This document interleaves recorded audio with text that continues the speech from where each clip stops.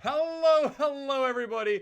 I am Alex, otherwise known as Axiz, go by Muscle on the internet. I am joined by the marvelous Have Good Brothers of Initialize and Namara, and welcome to the LJL officially unofficial cast. Gentlemen, we have hit our first matches of playoffs, and we've got something very exciting games to see here. We're going to be seeing in our very first matchup, V3 Esports facing off against Axiz. Then after that, we're going to be seeing Rascal Jesters facing off against Crust Gaming Act. Oh my god, how have we got in here? What an exciting place to be, and I'm just thrilled that we've made it this far, frankly. Yeah, there's something to be said about excitement, but I'm actually pretty sure I've started losing sleep over this as well. These matches started about 4 a.m. Sometimes I find myself awake around those kind of hours, like I did last night. Me I'm too. like, no, I have to avoid spoilers for one, and I'm just so excited to cast them myself. I know. That's what we're gonna do now. Got some crazy series here. We talked about it all on our podcast, all our predictions and the thoughts on it. That's our first plug for the day, if you're counting. And I'm really up for this. Yeah, me too. I think there's something also to be said about how close these two matchups could be as well. I think at the top of the standings, I think DFM have proved pretty unassailable outside of a couple games. These four are these first round one matches, a little bit closer, and so I'm expecting these matchups to be that bit closer. Yep. And it could just get really, really exciting. I'm really looking forward to seeing how these games play out. What kind of crazy stuff people are prepared for playoffs. We've got the likes of Boogie, who just has things like Echo he pulls out of nowhere. So I'm looking forward to it. I think there should be some spicy drafts coming out. Definitely going to be some spicy stuff. These are two teams that have had a little bit of history with each other. They've currently gone 1-1 so far, but the games they played in the regular season were very different games, right? Do you want to go explain a little bit about those? Okay, so they first met up in week 1. It was the did. second game of the split. V3 had just come off a crushing loss to DFM. They came out, stomps Axiz with Nocturne and Echo. So that's a Nocturne cool. mid-Echo jungle, not the other way around, if you're used to those champions on those roles. They absolutely stomped them. They dove them all game long. And yeah, it was very, very stompy. And then the next game didn't go the same way, huh? No, it wasn't. That was back out in week 5. So at that point, Axiz had kind of started pulling off that Cinderella story that pulled them up from dead last in the splits to actually being in damn playoffs. It did not get more shonen than this. And Axiz had drafted themselves a LeBlanc, and they drafted themselves a Camille, and the Camille managed to find her way sneaking behind enemy lines into the base, while Gadiadu on the LeBlanc stopped every single damn recall from V3, and it was just this amazing backdoor from the sort of solo laners kind of combining to find out some really clutch play at an end of quite a tight game. So, when looking at these two teams, where do you think a lot of the games have been decided? Like, where do you think their games outside in their other match have been played? And where do you expect key players to potentially step up for this match? I think it's got to be mid-jungle in a lot of ways. You've got our regular split MVP in Boogie over in the jungle for V3. He's terrifying, has a 21 KDA on Echo. Please don't let him play that Axiz if you want to live. And on the other side, Gadiadu has proven that he can come out in the clutch, as has a lot of the other members of Axiz. But for me, it has come from Hoglet and Gadiadu towards the end of the split. Yeah. Totally agree with Boogie as a shout for looking out. For me, on the other hand, I kind of keeping my eye on Corporal. I think he and Hoglet kind of started the revival of Axiz. But I think Corporal has got this ability to find picks, find plays, particularly in those early game skirmishes. And when he joins up with Hoglet, good things happen for Axiz. And if Gary is along for the boot on his LeBlanc, I suspect Axiz will not go quietly into the night today.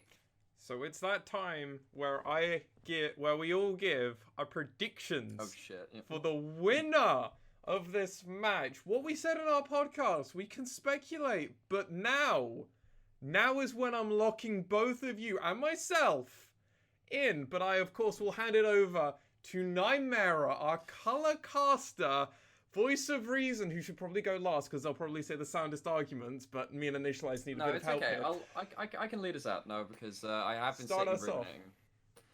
I am going to say 3-1 to V3.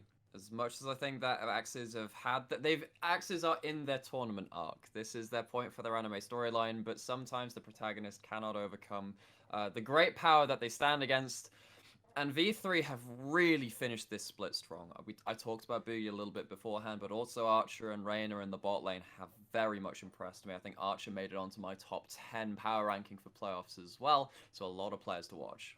I kind of agree. I think 3-1 to V3 as well. I think Season 1 of the anime is about to come to an end. This will be Ash coming out of Kanto thinking he is all hot stuff, about to get slapped down by some of the slightly more experienced members on the side of V3. I think on kind of a lot more sort of meta actual game analysis now, I think there's a couple problems with Axiz that could get exposed. We have seen Uenyan step up in terms of his laning, but so has Paz, and I suspect that the advantages perhaps that Axiz have been used to getting potentially, or have been finding outside of the top lane, could get a bit shut down, and Uenyan has in the past been a bit of a lost condition when his laning goes wrong. Look back to his Mordekaiser versus Set in the DFM game. That's kind of been a bit of a nightmare, and sometimes had to have Hoglet come up and bail him out versus, say, Dasher on the Hawks when Dasher was on that Aurelia. And apart from that, I also think that Hoglet is great, Boogie is better, and if Boogie kind of gets an advantage in those early games over Hoglet, perhaps some of those early playmaking patterns that Axiz have fallen into just won't come together as smoothly as they're looking for.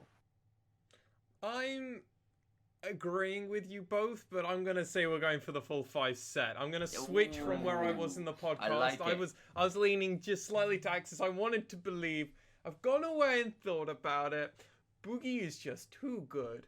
Too good. This man is too strong. So I'm going to go 3-2 in favor of V3. They're going to force all the of full us saying set. V3, which means that if Axiz win, we're very bad. Oh, we started this whole thing out terribly. We got no credibility. It's all over for us.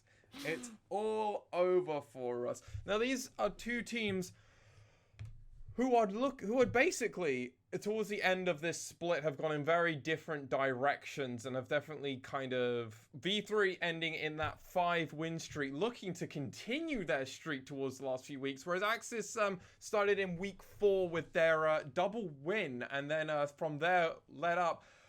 What do you think, like, the whole kind of story for these teams moving forward in either a loss or a win is going to be? There are a lot of stories either way. I think that there are so many individual moving parts that could go so very well or so very badly for Axiz and for V3 as well. Remember, they didn't have an immaculate split. They're coming in hot, but that doesn't mean that in the pressure scenario playoffs, something can't come loose and start rattling about and end up into the machinery one way or another. As long as everything's firing on all cylinders for V3, the story of the game is going to be very stompy games, lots of team fights, lots of explosions. It's going to be fun to cast either way. But for Axiz, if they end up drafting a team comp that they very much know the win conditions of and play to them, they have shown with aplomb that they can do that. Yeah. For me, I think Axiz needs to be looking a little at potentially Ace. It's all well and good saying V3 firing on all cylinders. My question is, how many cylinders does Ace have to fire? He has been one of the weaker members of V3, and yes, he's been stepping up. And he has got a couple picks that are very good. His LeBlanc is exceptional. His Nocturne is probably the best mid-lane Nocturne we've got in the LJL. Bizarre thought to have to say best mid-lane Nocturne in the LJL, but here we are. And his Syndra as well has also looked pretty good. But his LeBlanc. Yeah, the point is, if you can take him off, particularly the LeBlanc, he becomes a lot more predictable. He has less good laning phases, and Galliardo has been a strong point for Axiz. So if Hoglet and Galliardo can team up and put Hoglet, Ace, there we go, the right name eventually comes to my mind, into a difficult position, there is potentially room to find room to punish V3, I think. Well, it's gonna definitely be an interesting series regardless of how it does go, and these storylines are gonna be very important moving forward for these teams in either the Cinderella story or the dominant fashion that V3 have been showing, as the LJL Officially Unofficial is a blast from the past. Yay. we will be counting our stream in to get into this rift to see what Summoner's Rift and what the teams decide to go for this first match out of a potential 5 we could be seeing. Let me, oh god, I wrecked it. Let me count us in, not us counting that, whatever. 3, 2, 1. Good luck to both of these teams.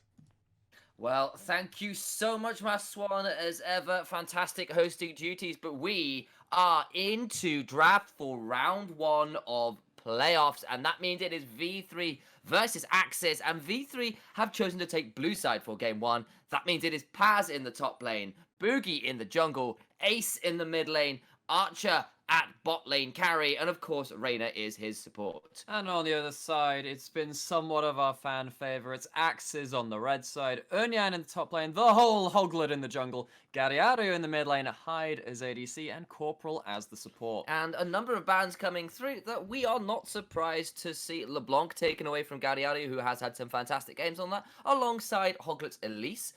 On the other side, though, Jace and Nocturne banned away. Both picks, you have to assume, aimed at Ace. Yeah. And to an extent, Paz, we have seen Paz play a Jace before, at least last split. Jace has been nerfed a lot in the top lane, though, whereas Ace did play the Jace versus CGA in their win against him in the last week of the regular split.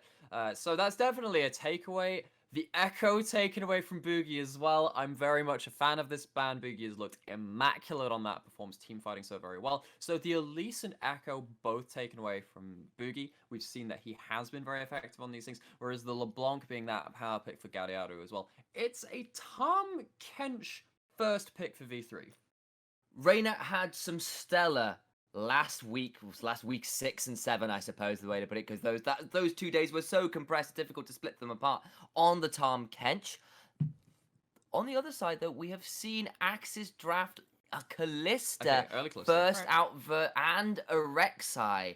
That's Hoglet, of course, has played a lot of Rek'Sai, and Kalista is now a bit of a flex pick if you're watching the LPL at all. No, don't tell me it's going to be... It's coming into playoffs, you never know, buddy. Okay, well, if it does go into the top lane, it will be versus Set, whereas if it's in the bot lane, it will be versus a Senna alongside that Tom Kench. Reyna, as we said, had a couple of really good Tom Kench games when he's had the ability to go full tank alongside that fasting Senna build in the bot lane. It's going to be the Varus locked in for Axiz, which is now a flick split between the mid lane and the bot lane.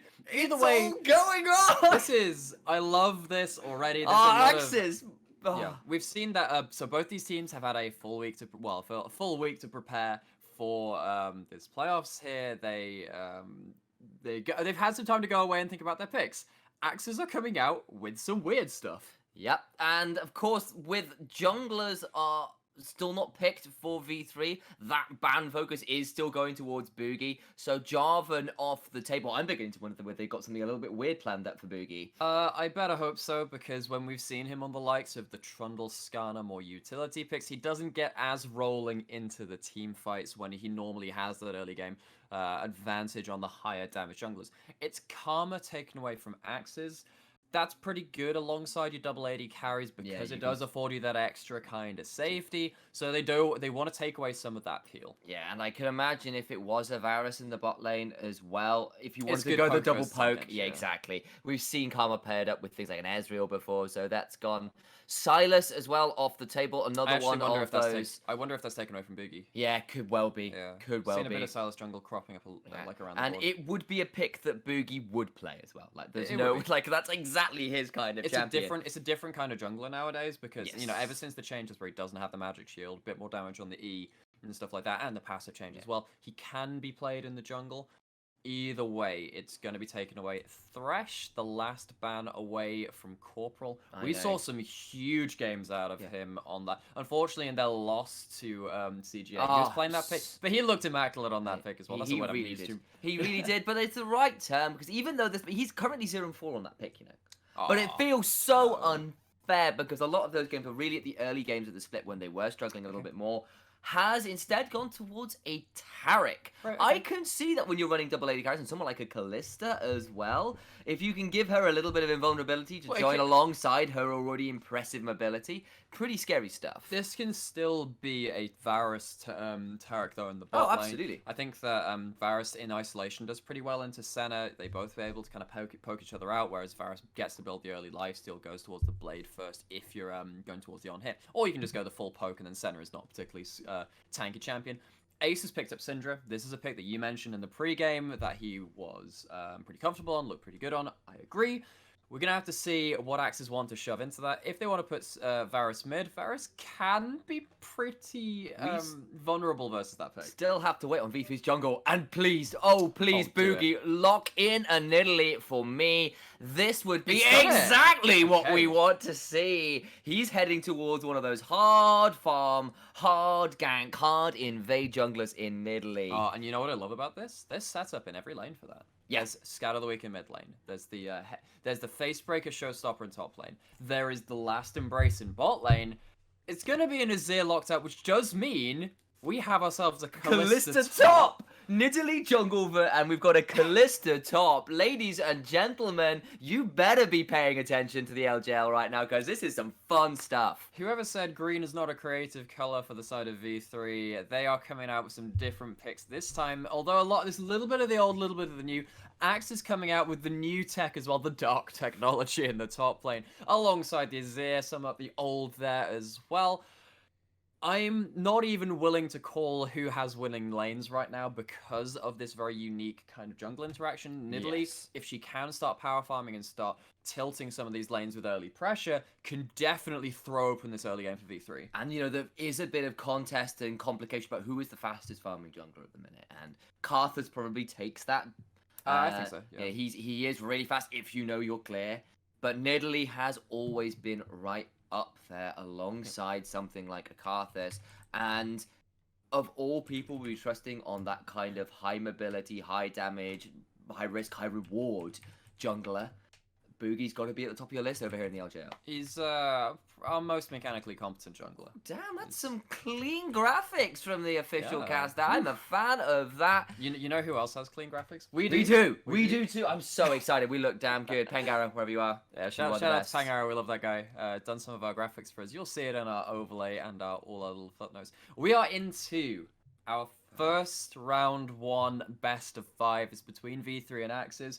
2 teams that we've loved to watch throughout this regular split. There are darling teams either in the players or their entirety.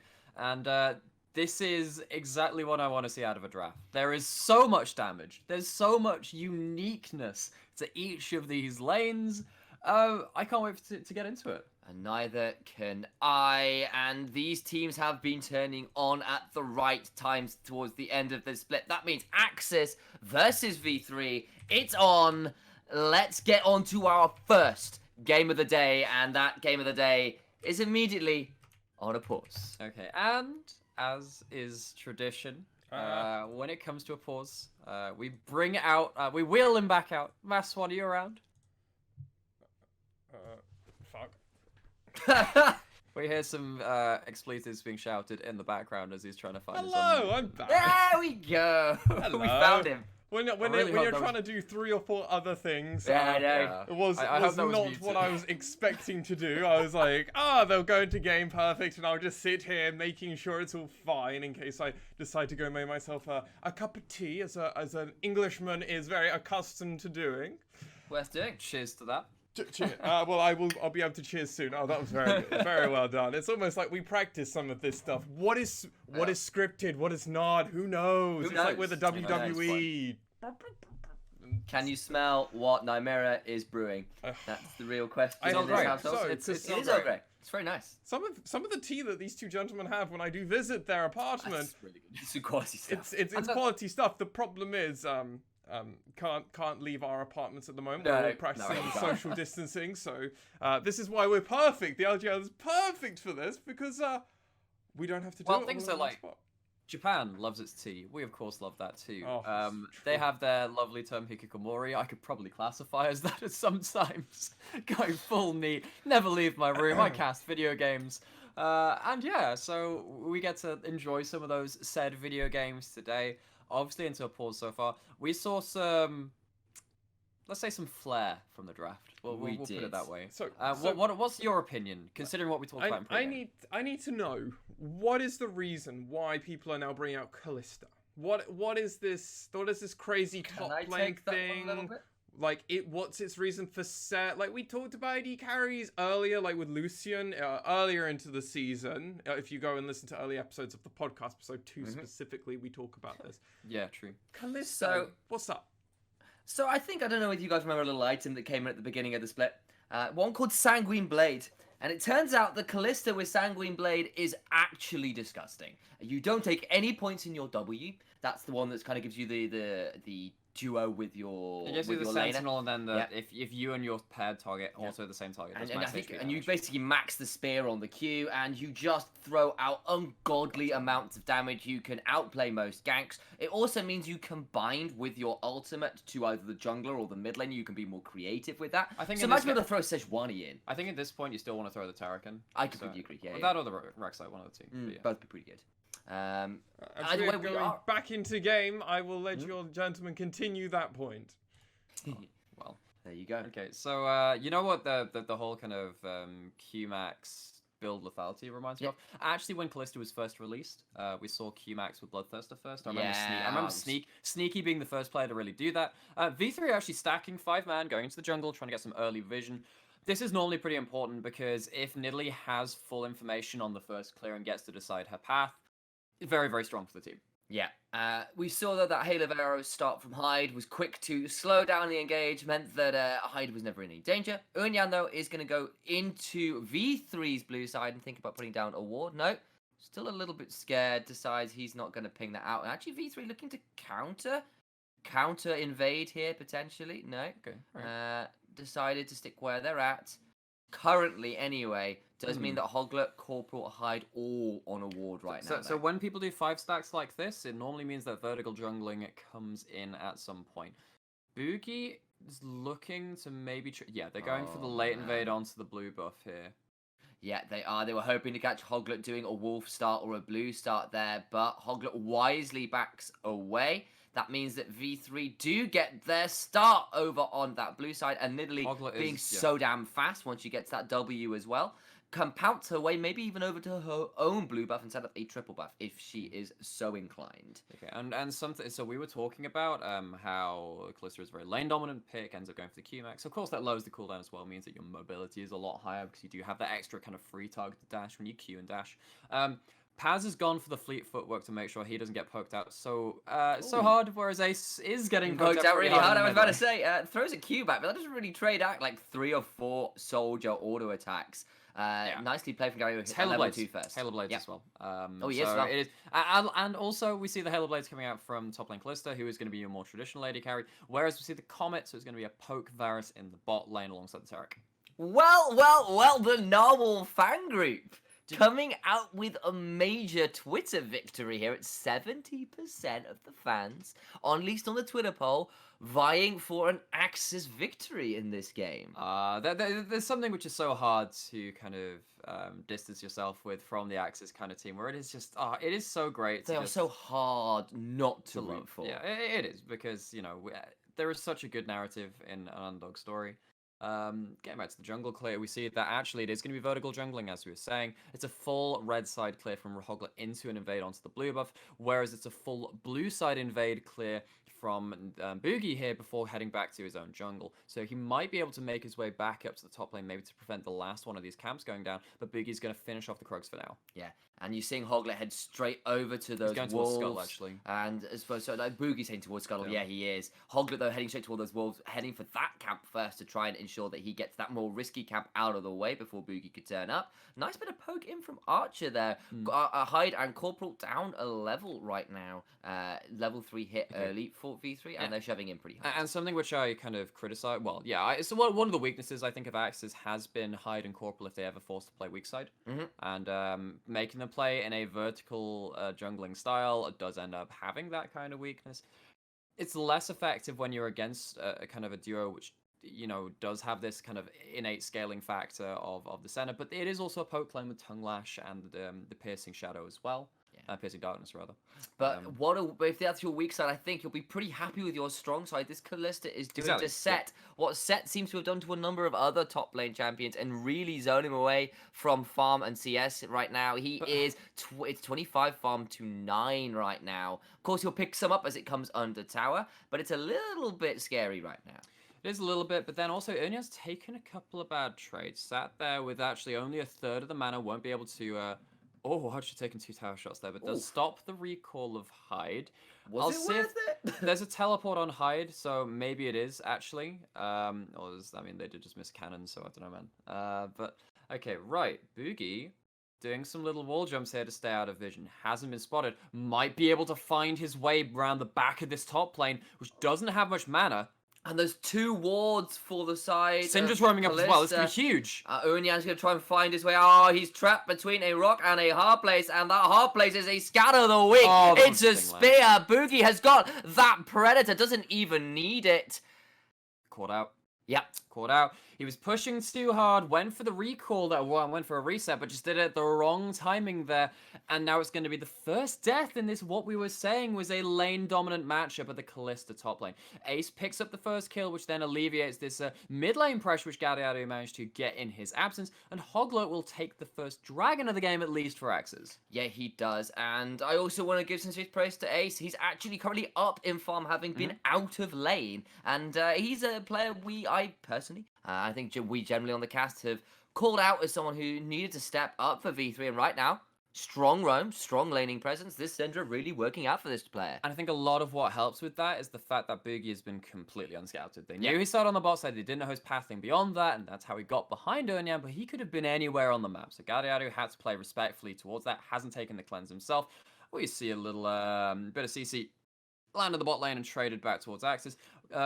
There's a lot of farm being picked up this Tahm Kench. Tahm Kench is going to be really tanky in this game. Yeah, he is. And while there is at least someone like a Varus there who can do a bit of damage, it's actually poke Varus as well, by the way, Comet build, and so less good at taking that out. Also, look at Boogie. He's still invading, still around. Got to be a bit careful. Yes, and now he's on the bot side as well. This bot lane has to be at fear of being dove. And one of the things we've talked about this poke Varus a little bit now. We talked about it towards the start of the game, and then Sam just mentioned it again there. It's meant to be a lane dominant pick again, much like the top side. The top side's would have been gangs. Oh, the Emperor's Divide misses in the mid lane. That's a sad moment.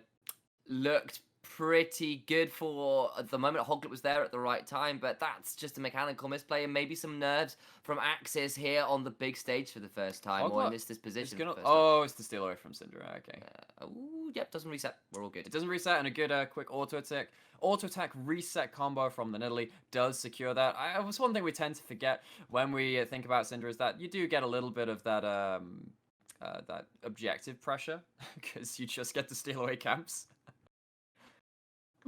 Oh, sneezing here and no mute for me. That means I might just about keep that mostly off gas. I was going to respond. It's like, no, I'm just going to sneeze all over the microphone. It's like, oh, he's raising his hand. He wants to say something. I'll butt out now. No, it's just some airways there. Yeah, it's fine. Bit of trading back and forth here in the bot lane, but currently that Tongue Lash Piercing Darkness combo between V3's bot lane causing a little bit of strife for Axiz, but at least Taric does have a bit of a healer into his kit.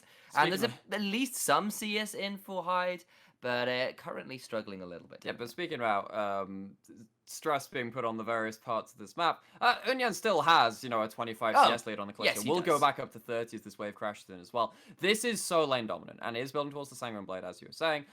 Does have that crazy one-item spike, gives you the attack speed, gives you the lethality. It gives you pretty much every stat that you want in a 1v1 as a Callista.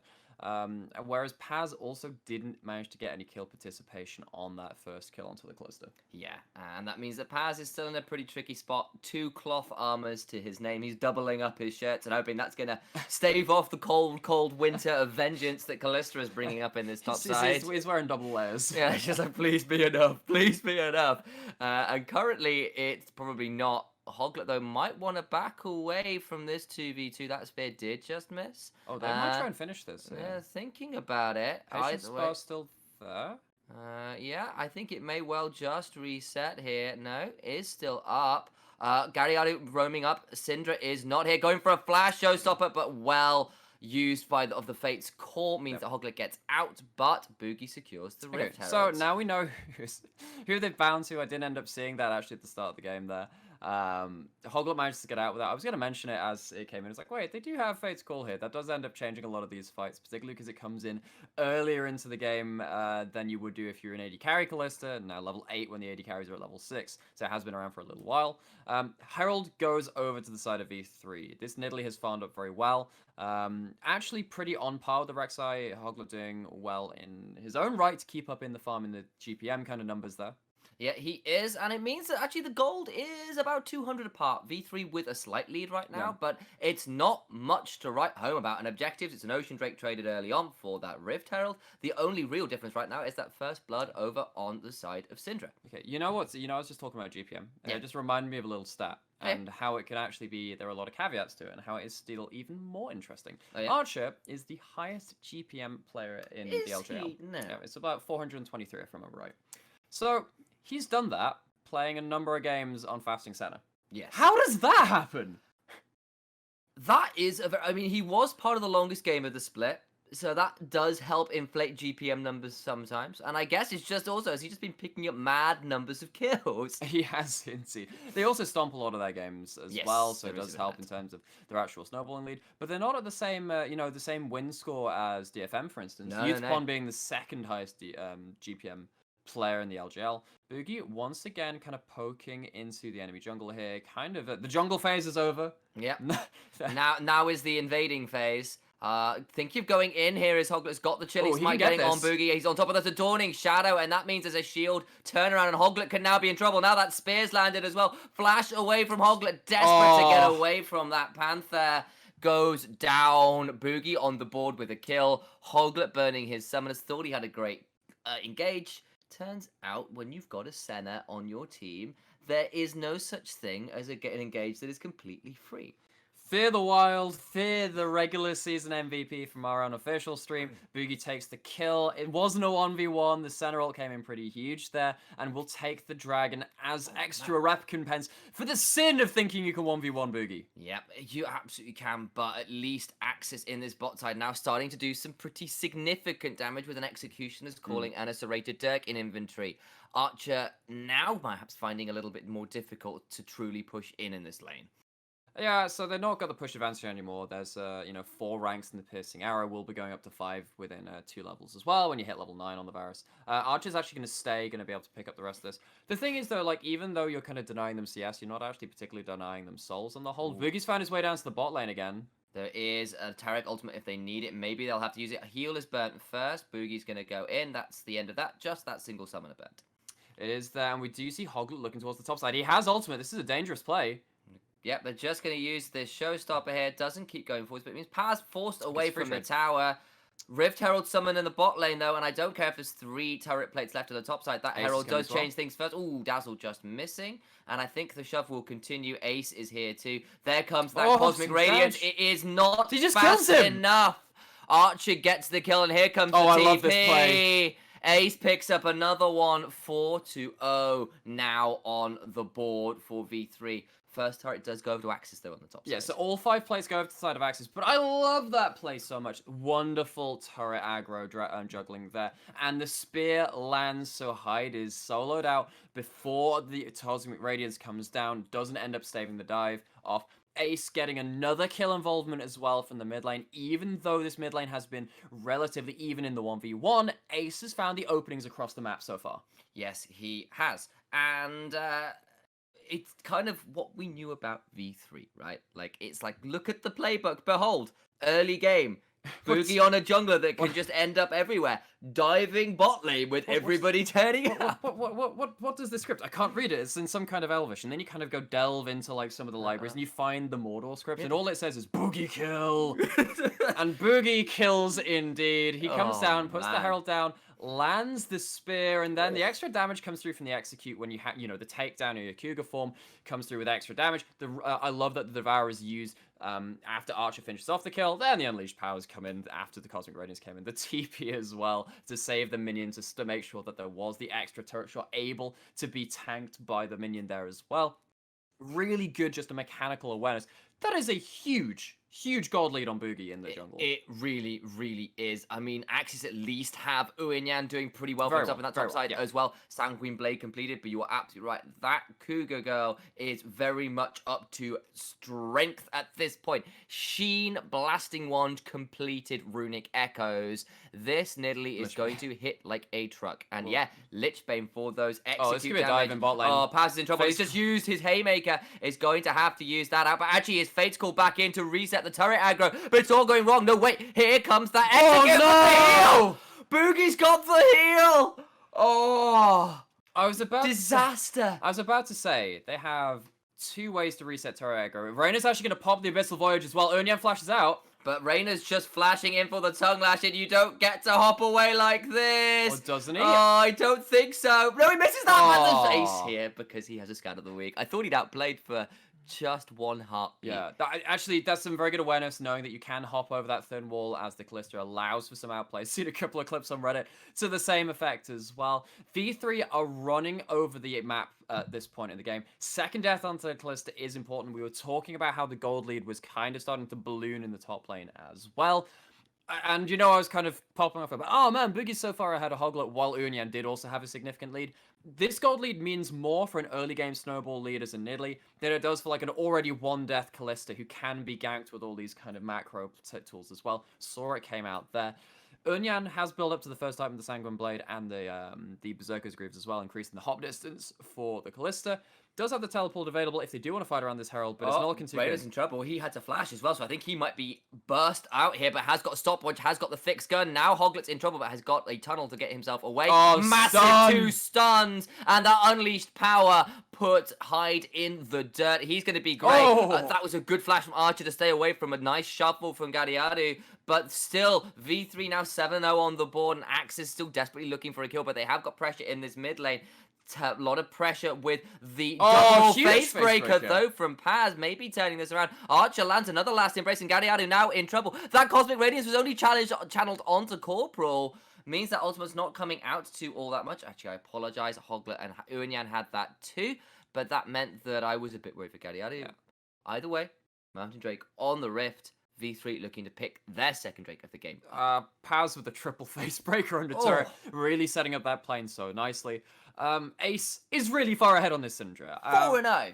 And this is where I have to hold myself accountable. I said that Ace was going to be our worst mid laner in our power rankings. I put him 6 out of 6 of the 6 playoff teams here. Absolutely. This is a massive snowball game from him on the Syndra, and he's showing he knows his damage limits. That was a really good GLP there to kind of stave off some of the secondary posturing by Axiz after they tried to look for the first play in the mid lane. And then obviously just deletes poor Hyde there, even with the Guardian shield coming out of the Taric as well. Playing around the limits very well at V3 this game. Whereas Axiz, they're not quite firing on all cylinders. We were talking about how many cylinders does Ace have. Maybe we have to start asking the same questions of the playmakers and Axiz too. A couple of dives went awry from Hoglet. Well, a couple of plays gone awry. Yeah, there was only the one going wrong there. And then a couple of Empress dives just going wide as well. Yeah, and right now it means that the poke just not landing that hard because this Tahm Kench is really bloody tanky, and there's a Send there to heal up a lot of the extra poke that does land. Alongside a Nidalee, no less. Gadiadu is actually going to look here over the wall as well. Has the Hail of Blades, can shuffle in for a big ultimate there if he wants. Yeah, Uinyan here as well, and of course you've got to be a little bit aware that it is not the Taric that's bound, it is that Rek'Sai, and Rek'Sai, who gets thrown in just to unburrow, can be a pretty powerful double knock-up combo. But that also means that right now, V3 with the priority in mid lane, they shuffle over to this Rek'Sai. Yeah, I'm aware his ears on the other team, but currently V3 feels like they have all the cards and more. It's just one of those things when you're casting, sometimes like someone says a word and then you can't get it out of your head, and shuffle is the word for now. It is. So the deck here, it's not been cut, it's going to be shuffled, and it's coming up. Nice. It's coming up with a bit of a flush here for V3, and Lexi's probably just dying in the background because he actually plays. He does. Whereas I absolutely we don't. And you know what's on the cards? It's a mid lane turret. It is. And that's the segue. That's how you do a segue. Yes, that was smooth. And this Rift Herald's still shoving. Probably going to get a second charge off as well. Yep, does go through. That means 2/3 of the mid tier 2 also goes down. And Boogie continues to invade. Up 30 CS with a Lichbane completed on this Nidalee.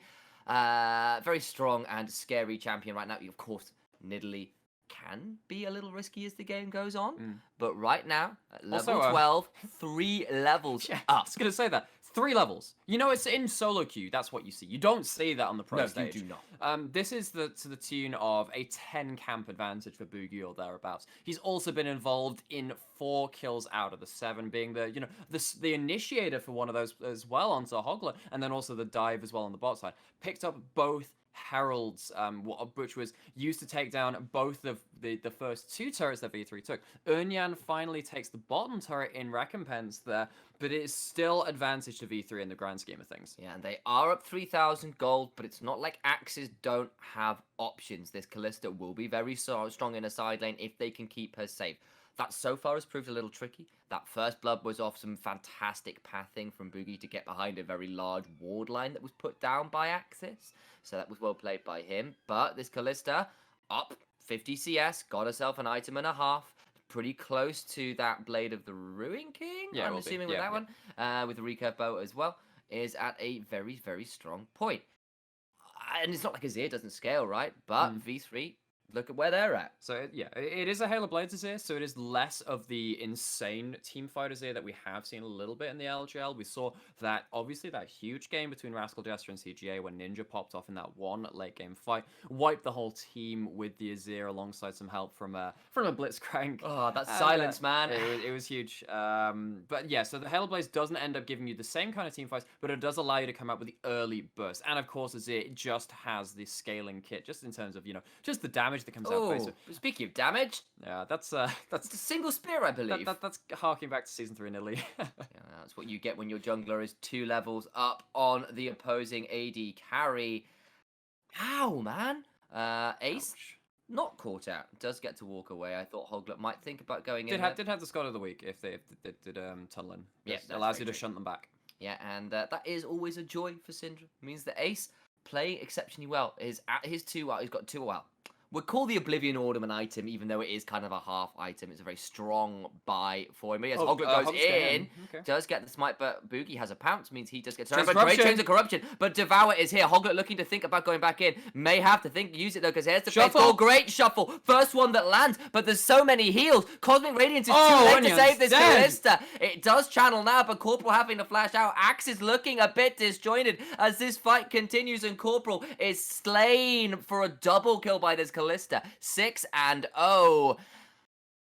The power is unleashed. The power is unleashed, and you know what? V3 say, screw it, we don't need the 3rd dragon. We're just going to go for a Baron at this point. They have the damage, certainly. Oh, they do. And I think it is going to be straight picked up here. This Syndra is massively strong. 6-0 is Ace on the Syndra. Just very content to prove that my power rankings are very, very misjudged, at least in this first game of playoffs. They're going to trade it for 1 Mountain Dragon on the bottom side of the map, but a 22-minute Baron is the keys to unlock the base here, so very early into the game for the team on the blue side. Oh, it is. And just look over at V3's comp. How many waves do they have to poke people out under tower right now as we come into a bit of a pause? We do once again. So, game is very different to the very first pause we had of the day when he was just on the base plate here. As we say, as is tradition, we do invite Lexi, also known as Mass One, goes by Mass One on the internet. Actually. He does. Does he? He does. I hear that. Yeah. I thought he was Mass One and went by Lexi on the internet. Oh well, maybe there's been some misinformation. Who knows? Well, either way, correct it for me. Is our wonderful producer available? I was gonna let you guys to go how long to see you want to really go with that one. I was gonna see if you tuckered yourselves out, but apparently no, not. Never. Apparently you never. That would never happen. Let's watch this replay. That's what's happening. If you want to give me some commentary over this last team fight, how bad it went in multiple ways. So Axiz are trying to get this first kill to make an uneven numbers fight, trying to look for just a chink in the armor there. Gadiadu trying to do that with the ultimate Archer, very, very nearly getting caught by it. But, it is a game of inches, as we so commonly say on this broadcast, amongst others. A lot of flashes committed there from V3 at the end of it, but arguably it's literally just because Axiz used so many cooldowns at the start of the fight and they didn't work off. Yeah, and you know what Kalista hates? GLPs. Yeah. Trying to hop around while frozen to a solid person means that you're pretty easy pickings for a Scout of the Week. Because as well. so slows applied to Callista also affect her attack speed. It's things like the Nidalee there, and also every engage you seem to want to pull off is denied by Reyna with some really clutch devours. We saw the last one as well. Chains of Corruption into the straight devour. That meant the flash in from Hoglet was completely avoided. That kind of thing is really powerful.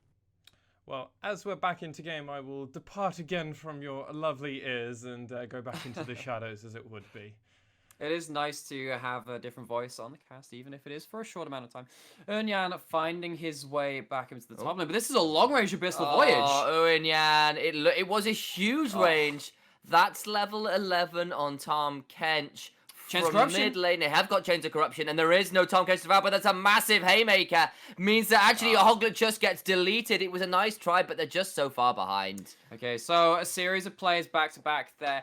Tahm Kench did have his ultimate nerfed in the last season. Does mean that the range on your first rank very low. That affects support Tahm Kench. This is, of course, the carry Tahm Kench. Unclog the frog. He comes out of the pipes and comes into the top lane there with his huge second rank range on the ultimate, takes down Eunyan. And we talked about Ace being so very strong on the Syndra. Yeah, that combo came through. There was really no hope. Oh my days. One spear again lands onto Hyde, and he has to back away from this tower. And Ace is hunting for some chicken dinner. We may not be PUBG, but there is definitely some winners on the table right now for V3 who are looking hungry for a first win in the first game of this playoff series. Actually, Gary's found his way behind though, and that means that maybe V3 gone too far. That caused Archer already dead. Reyna about to fall down as well, and Axiz finally on the board with a couple of kills. But it's versus Baron, and the towers are going down in side lanes. Okay, so at least that will stall out the end of the last minute of the Baron buff. They tried to commit towards a 1-3-1, but they ended up as 2 very briefly in the mid lane, and that was a big enough numbers disadvantage that Gadeado could really jump in and start trying to take apart the V3 team composition. It's a little too late, as they are still 7,000 gold behind, but it is still something for the red team. That was with Axiz red side jungle completely littered with wards. Gadeado found a pretty easy way in right there. He did indeed, and I think that was just Axiz finding the opportunity there, but also just V3 pushing up just a little too far. You didn't have the cover from your other team members. It wasn't like Boogie was there for a clutch heal. Even with the Devour, there just wasn't enough peel there. And yeah, both of them go down for, I would imagine, some shutdowns. I didn't see exactly how much gold they were, but it's still gold in the pocket of Axiz. It is, and also means that with this Baron buff, V3 don't break the base, and also, that's a huge deal. Also worth noting, this is 94 souls on Senna. You get you get a range increase every 20 souls, so another 5 souls with that one dropped. This is Reyna meant that he was punished there, and Axiz still desperately looking for ways back into the game. They're bent, and they are oh so close to broken, but they're not quite there yet. They have got some hope. I think at this point, like, if they were like a pipe, there's like very much like some very structural flaws in there. Like it's been battered about the place. It's been smashed on the ground. It's been stomped on a bit. Really looking a bit worse for wear. But this, remember, is a best of 5, and what better way to open it up with such a dominant early game from V3. And then the other side, Axiz are going to have to show a bit of that mental fortitude that they've cultivated throughout this split. Show that they can come back from a deficit, not just in the long term, but in the short term as well, on the day of this playoffs round 1. It really is, and Axiz have shown that fortitude before. They've come back from 0-4 starts to being in playoffs. They've come back from splits upon splits of only going with 3 wins the entire damn, year pretty much, or at least split. They went, they had 3 wins each split last year, and they doubled that this split, and that got them into playoffs. And this series isn't over yet. This game is looking pretty done, but they're not going out without a fight. They're still looking for plays, and I have to applaud them for that, as Boogie looks to claim Mountain Soul Point for V3. Will do indeed. Whereas Gadeado has found his way into the top and shuffles. He's on to shuffle. That means Flash, Showstopper, rather, comes in from Paz. But he's got a Haymaker, and Hoglet now flashing over the wall. Gets a slow. Going to try and get a knock-up. Has got it. Looking for an execute now. But that means he's gone down before the heal comes in. Nice pickup for Axiz. It is a good pickup, although it does end up seeding them the dragon on the bottom side of the map, as we were saying beforehand. But it is still... It's when they only have 2 kills in a game, getting a third is actually a pretty big increase. Yeah, and it's a kill onto Gadeado as well, I think, which is always a nice thing to get your Azir to another item. Yeah, it is sat at 2 items right now with the Gnash Tooth alongside the Morellonomicon. Has the flat pen, has the attack speed. Did go for the Merc Treads, trying to stave off a bit of that mercury damage, some of that magic damage coming out from the mid jungle mercury duo poisoning. of, That's what's gone wrong. I see. You That's- figured it that's- out. That's not such a magical thing. Ace and Boogie, obviously the magic damage duo, it will help kind of stave that off. But I mean, it's 7-0 Syndra with a death cap, with a Morellonomicon, with a GLP. There's only so much you can do as a non-tank champion versus that. There's only so much you can do as a tank champion versus that, really, at this point in the game. It's some feel-good moments for Axiz for sure, but I'm not sure how long those good feelings are going to last, and that is Senna at over 100 souls. 28 minutes into the game. Archer is pretty strong right now. Very strong. I think Archer and Reyna really have played around their pressure very well this game. They did get picked off the one time in the mid lane, but besides that, it has been a very consummate performance. It's been everything kind of firing off for them. They've managed to get a lot of damage down. They dominated lane. They ended up dominating a lot of team fights as well, and having some macro plays to boot it off as well, with various ultimates from both members affecting the map. Yeah, I agree, and I do want to point out that Corporal went towards an Abyssal Mask. Okay, so he did. Right, so that means you can kind of frontline a bit more. It does give you the CDR, and it does mean that if you are in the front line of things, Gadiaru can do more damage on this Azir, as it effectively gives you AoE Magic Pen. Alright, well, we have had a little bit of a lull in the game, but I don't think it'll be lasting for all that much longer as V3 look to wrestle control of Axis's red side jungle away from them, because the Baron is live, and V3 want it one more time to really put the last nails in the coffin of this game. Hoglet is fishing so much here. He's trying to find any kind of opening, but he is 4 levels down against Nidalee, who's been farming an absolute storm. Almost a Flame Horizon in the jungle there, which would be, that's Chase, got a GLP. No, it doesn't go for the stun, and this Baron started, gone down to half HP already. Hoglet just can't find his way in right now. Yeah, the DPS on this is pretty huge. Hoglet, Senna doesn't take it quickly. Nidalee does. He takes a lot of poke. He does. I think it's just going to go straight over though. Yep, no contest. I think the danger is if you lose someone in that take there, then you're 4v5 against Baron pushing into the base. I think you just lose the game off of that. Whereas there might be a fight that they can still have if V3 overstep once more and you do use your team fighting ultimates to solve the Chains of Corruption and also the Fate's Call and the Emperor's Divide, try and get some AoE kind of wombo going on. You do have 2-3 items on your carries, and Eunyan, as much as has been put a little bit in the dumpster, is also 90 CS ahead, as much as Boogie is ahead in the jungle. Eunyan is ahead in the top lane, although only 2 assists as compared to, the 7 kill participation from Nidalee. Yeah. And this Nidalee with nearly an Athene's, has got a Lich Bane, has got a Zhonya's. Of course, Nidalee does transition from kind of like early damage threat towards a little bit more of utility with her E offering all those attack speed and heals, which is a nice touch alongside a Senna. And with that, Athene's can really stack up stuff with that as Mountain Drake on the Rift in about 1:30, and that would be Mountain Soul.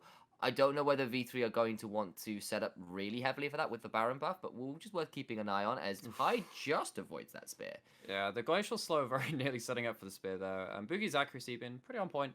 It's a little harder to land those spears than in seasons past because of the hitbox changes. But when you have slows applied across the board and very low CDR with all of your items built up, it does mean that you still have that kind of pseudo artillery function from Jungle Champion. Yeah, and full court press from V3. All waves coming in. Not quite synced. Paz is a little bit behind, but it's not too bad. 2 waves crashing. Paz will be there very shortly. Gariano went to try and find his way in, but swiftly retreated one by V3.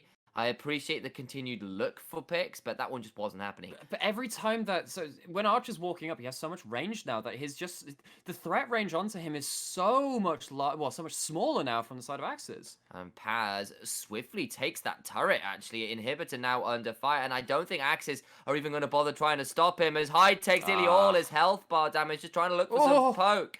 Hoglet as well now takes a Dawning Shadow, and this might be the last day he sees because there's a set running at him, and Axiz have to turn tail and flee back to the fountain as V3 take another turret, another inhibitor. They're going for the 3rd. Yeah, the breath got a little bit short there as Paz is walking in. Didn't quite have flash available to him to start initiating that fight.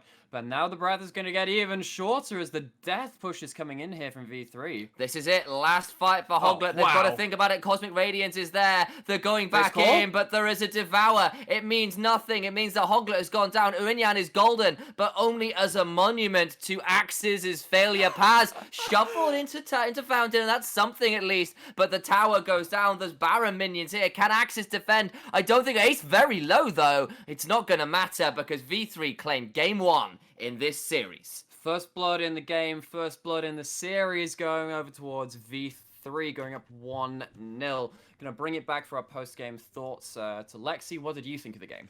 That was a very defining statement from the side of V3. All of the members turned up very impressively. That was a game that was looking to be perfect and remnant of V3 in their latter few weeks. Really performing, having some perfect games and some very impressive performance. This looks like a very scary V3. It does. It does indeed. I particularly want to call out Archer in this game, actually. His positioning on the center was near flawless. There was the one play in the mid lane where they got both picked off there. But we saw how hard that Hoglet and Gadio were really trying to force onto him, and they found next to nothing throughout the entire game. I also think Paz played... He lost very gracefully on the set. And then, of course, we saw Boogie showing he has a deeper champion pool than we'd maybe suspected. Well, did we? I think we all knew Boogie had other champions, but we'd just never been forced onto them. And when you can hide things for playoffs, it turns out you can bring them out to the detriment of anybody you happen to face. And Little Leap was pretty strong in the early game, got a lot of control, meant that Callista got shut down quite a lot, really. Do we have any pamphlets for the Church of Boogie? It'd be really appropriate right now. So, I want to ask this question to you both, as we don't want to spend too much time, as we've got another matchup for these two incredible teams. What do Axiz need to do to get on this scoreboard? I think Hoglet needs to calm down. I think that he was trying very, very hard to make plays. He overreached a lot. He was countered quite a lot by Boogie. We saw that across the map. I think he's going a little too deep for plays. I would extend that to the whole of Axiz, actually. Yeah. We saw it from Garearu looking for shuffles as well that didn't play off. We saw it with Fate Scores that didn't play off. Uinyan over pushing the top lane. And you could see just a hint of nerves from Axiz. He needs to settle. Just settle down. Yeah, big time. You know you have the skill. You made it into playoffs. You went 1-1 versus them in the split. Obviously, you lost in the first week where you were not at your best. You beat them later into the split. They're on a hot streak right now, but you do have the tools at your disposal to take this series. It's a really good way. And with that all said, we're going to go for a very, very short break, but we'll be back with match 2 of V3 Esports facing off against Axiz. We'll see you very, very soon. Thank you.